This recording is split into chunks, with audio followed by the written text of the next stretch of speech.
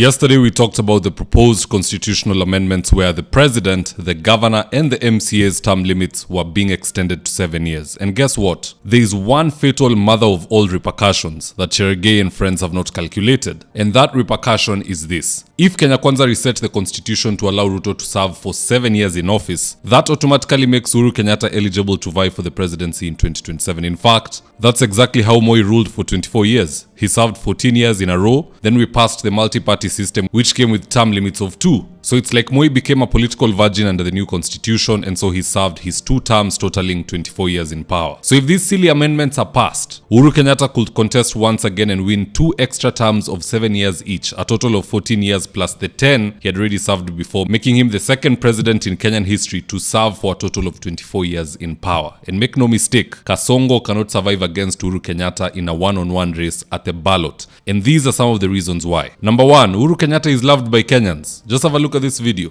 How are you, sir? Oh my goodness, what? Have a good day. Ona Selina. Ona Selina, maisha magicist. Nimeona. Utaona? Meanwhile, this is the reception Kasongo is getting.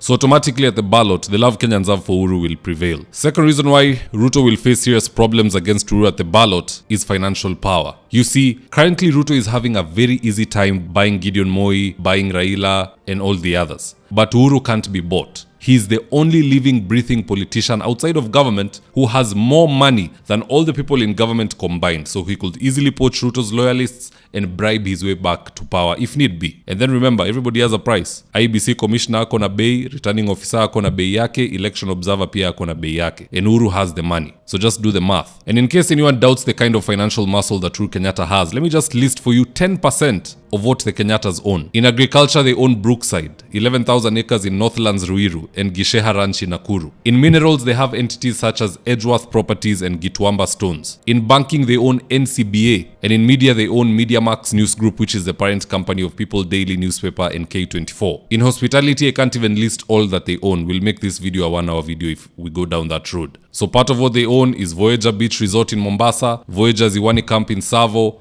Mara Explorer Camp in Masai Mara, Samburu in Tapid, Great Rift Valley Lodge in Naivasha, and Kipungani Explorer in Lamu. And not to mention, we have a 2021 leak of Pandora Papers which exposed that Kenyatta's own a network of offshore companies in Panama and the British Virgin Islands with assets totaling around $30 million US. In fact, some are saying the figure is seriously undervalued. It could easily be as high as 1.5 billion USD. And get this is just what is available on the internet. A tip of the iceberg, if you will. So even if Ruto steals from now till 2027, maybe he will finally have the same net worth as Uhuru Kenyatta's lastborn. Now the third reason why Uhuru is dangerous to Ruto at the ballot is because he is the only leader from Mlima Kenya today who can lock 96% of the vote. Gachagua ameng'ang'ana, amejaribu, he has 88%. This 88 could easily become 90, it could easily degrade to 80. Because he has so many rebels in the mountain. But Uhuru Kenyatta is able to lock 96% of all the Mlima Kenya vote, with the 4% remaining being the others who are living in Mlima Kenya. Because if you go to Ruiru nowadays, it's very metropolitan. There is Luos, Luyas, Kambas, and so on and so forth. Even Thika, it is beginning to happen. So as far as the Mlima Kenya vote is concerned, Uhuru is the only person who can unite that entire community. And as per Kenyan history, if you don't have the support of the mountain, the entire support, you cannot make it at the ballot. Even Ruto just passed by a small margin of 200,000 votes. 200,000 votes. And he didn't even have the full support of the mountain. Some of the vote went to Raila Odinga, and even the turnout was bogus. We had 82% turnout in Mlima Kenya.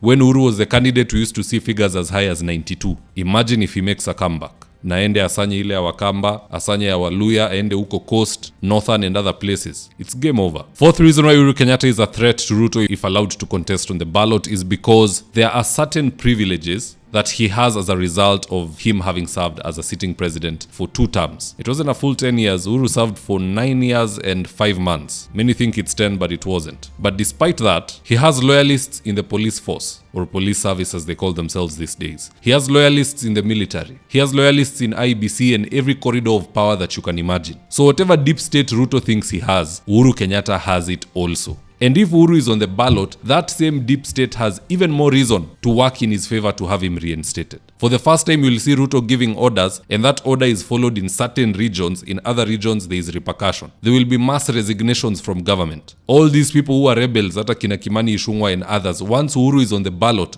they will start towing the line na watahama hiyo pande. Because right now, it's possible some of them might survive. Kimani Ichung'wah, let's be honest, amejenga barabara. Those who are in Kikuyu, personally I've been to Gikambura, I've seen the roads. So just by development alone, Kimani might survive despite him being anti-Rigiji. But if Uhuru is on the ballot, na wewe uko anti-Uhuru Kenyatta unaenda kusupport Ruto, that one you will definitely not survive. Hata saizi under Gachagua, it is difficult. Under Uhuru Kenyatta, it will be impossible. So Uhuru is not somebody that Cherargei and his friends who are not doing any mathematics would want to encounter in the ballot. Uhuru Kenyatta will have 100% success rate against William Ruto. Because again, at the end of the day, we all thought life was hard under Uhuru, that hustler would make it easier. It has become even worse under Ruto. So Kenyans want the good times. They want fuel to go down by 20-30 shillings. They want to go back to a time when housing was ongoing without you being taxed extra. It was just being done by the tax that you have already provided. So long story short, Uhuru versus Ruto at the ballot, Ruto loses. If he wants to reset the constitution so that he can get 14 years if he wins the 2 terms, let him also know that he will have opened a loophole for Uhuru Kenyatta to return, and Kenyans will return him, and he will serve for 24 full years, just like Daniel Toroitich Arap Moi. But at the end of the day, guys, that's just my opinion. Do let me know your own comments in the comment section below. Do you think Uhuru Kenyatta will prevail against Ruto at the ballot, and do you think Ruto is foolish enough to have these amendments go through? Just drop me your comments. I'll do my best to read them and to give you a response. And with that is today's ad of the day. If you're in need of electrical wiring, solar installation, or electrical fittings such as strip lights, snake lights, downlighters, or chandeliers, contact Engineer Wycliffe at 0707 476602 and he'll get your house dapped up.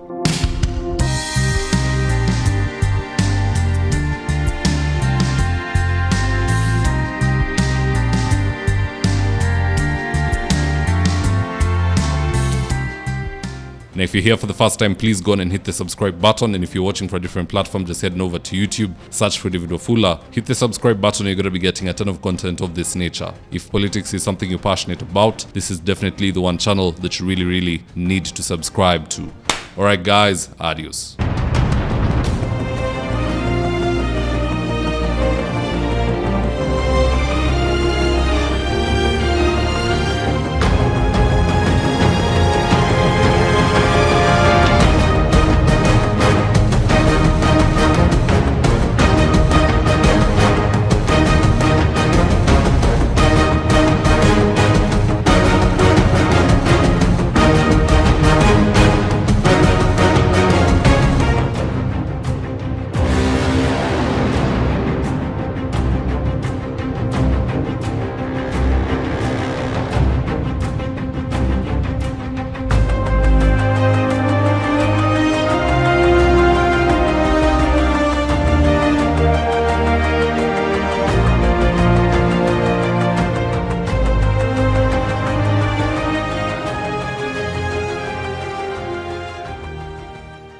Thank you for choosing David Wafula as your primary news platform.